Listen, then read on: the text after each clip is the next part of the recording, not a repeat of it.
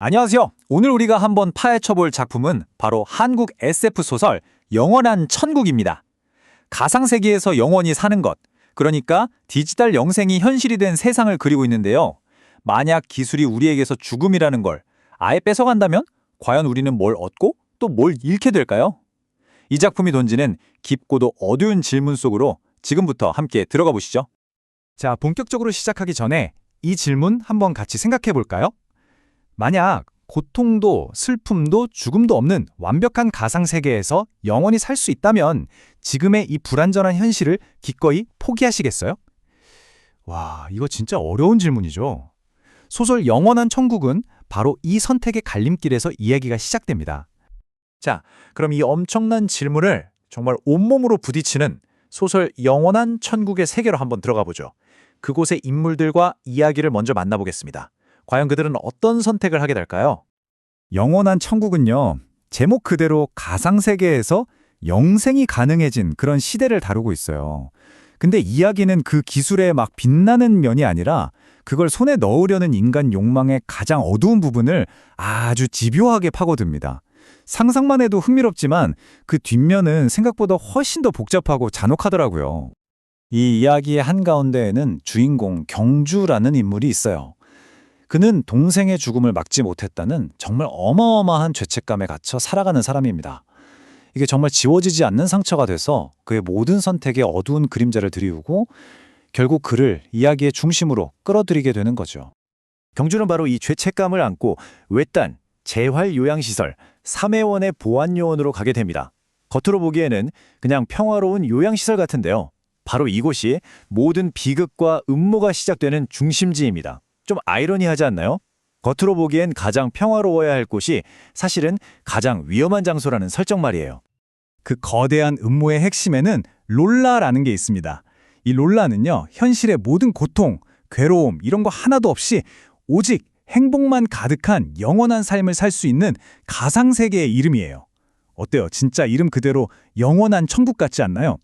근데 세상에 공짜가 있을 리가 없죠. 바로 이 삼해원에서 경주는 제이라는 사람을 만나게 돼요. 제이는 죽어가는 연인을 롤라에 업로드해서라도 구하려는 어떻게 보면 사랑이라는 이상을 좇는 남자입니다. 그의 사랑이 너무 순수해서 오히려 좀 위험해 보일 정도예요. 그에 비해 롤라는 유일한 희망이자 구원인 셈이죠. 제이가 왜 그렇게까지 절박하냐면 바로 그의 연인 해상 때문이에요. 그녀는 루게릭병으로 온몸이 굳어가는 것도 모자라 제이와 함께했던 소중한 기억마저 서서히 잃어가고 있거든요. 사랑하는 사람이 내 눈앞에서 서서히 사라져가는 걸 그냥 무력하게 지켜봐야만 하는 이 끔찍한 비극. 이게 결국 제이를 롤라라는 어쩌면 금단의 선택지로 내몰게 된 거죠. 자, 이렇게 각자 상처와 절박함을 안고 있는 인물들을 만나봤는데요. 이제 줄거리를 넘어서서 이 소설이 탐구하는 더 깊은 주제, 바로 가상세계와 인간의 욕망에 대해 이야기해 볼게요. 과연 이 디지털 천국이라는 곳, 그 뒤에는 어떤 어두운 비밀이 숨겨져 있을까요? 근데 천국으로 가는 길이 결코 깨끗하지만은 않습니다. 롤라로 들어갈 수 있는 일종의 초대권이죠, 이웃심칩이. 사회적 약자인 노숙자들한테 뿌려지거든요. 그러자 이걸 뺏으려는 온갖 추악한 욕망들이 막 뒤엉키기 시작하는 거예요. 천국을 향한 이기심이 결국 삼해원에서 끔찍한 살인사건으로까지 번지게 됩니다. 그러니까 보세요. 영생이라는 가장 고귀해 보이는 목표가 결국 가장 추악한 범죄를 낳게 되는 이 아이러니. 정말 무섭죠? 자, 이 표를 보시면 소설 속 인물들이 마주한 선택이 정말 극명하게 드러납니다.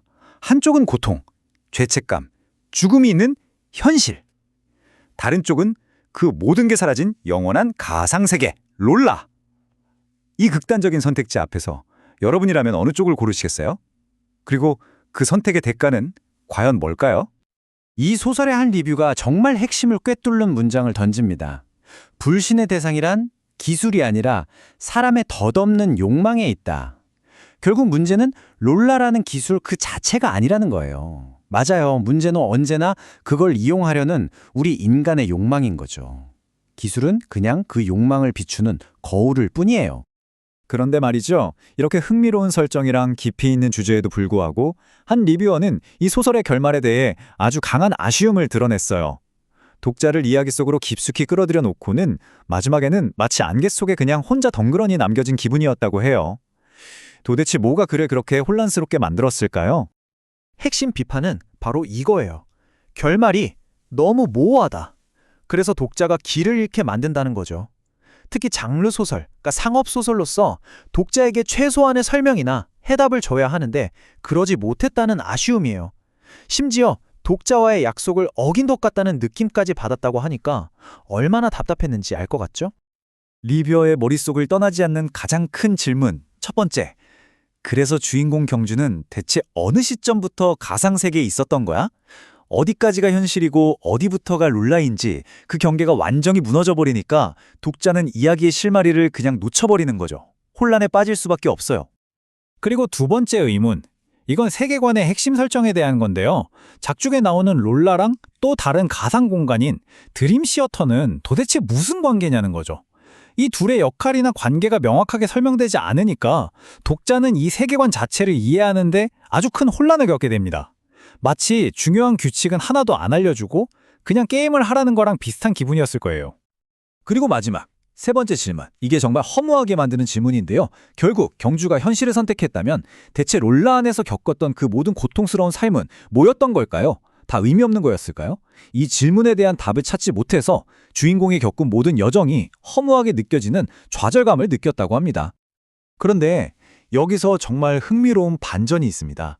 이 리뷰어는 이 모든 비판과 모호함 속에서 결국 자신만의 답을 찾아냈다는 거예요. 소설이 주지 않은 답을 스스로 만들어낸 거죠. 그가 찾은 진짜 영원한 천국은 과연 무엇이었을까요? 그건 바로 유한한 삶 속에서 의미를 찾는 과정, 바로 그 자체였습니다.